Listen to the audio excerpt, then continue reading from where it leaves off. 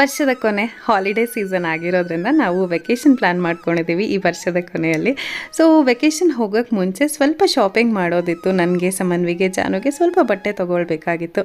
ಅದಕ್ಕೋಸ್ಕರ ನಾನೀಗ ಬಂದಿದ್ದೀನಿ ರಿಲಯನ್ಸ್ ಟ್ರೆಂಡ್ಸ್ಗೆ.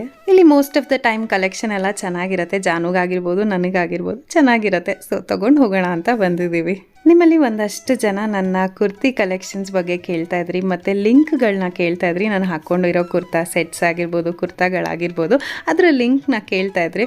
ಸೊ ಪ್ರತಿಯೊಬ್ಬರಿಗೂ ಲಿಂಕ್ನ ಕಮೆಂಟಲ್ಲಿ ಶೇರ್ ಮಾಡೋಕ್ಕೆ ಆಗೋದಿಲ್ಲಲ್ಲ. ಸೊ ಅದಕ್ಕೋಸ್ಕರ ಇವತ್ತು ನಾನೊಂದು ಲಾಂಗ್ ವಿಡಿಯೋ ಪೋಸ್ಟ್ ಮಾಡಿದ್ದೀನಿ, ಕುರ್ತಾ ಹೌಲ್ ಅಂತ ಹೇಳಿ. ನಿಮ್ಗೆ ಯಾರಿಗಾದ್ರೂ ಇಂಟ್ರೆಸ್ಟೆಡ್ ಇದ್ದರೆ ಹೋಗಿ ಅಲ್ಲಿ ಚೆಕ್ ಮಾಡ್ಬೋದು. ನನ್ನ ಹೊಸ ರೀಸೆಂಟಾಗಿ ತೊಗೊಂಡಿರೋ ಕುರ್ತಾ ಕಲೆಕ್ಷನ್ಸು, ಕುರ್ತಾ ಸೆಟ್ಸು, ಅದರದ್ದು ಲಿಂಕು ಎಲ್ಲದನ್ನು ಲಾಂಗ್ ವಿಡಿಯೋ ಡಿಸ್ಕ್ರಿಪ್ಷನ್ ಬಾಕ್ಸಲ್ಲಿ ಪೋಸ್ಟ್ ಮಾಡಿದ್ದೀನಿ.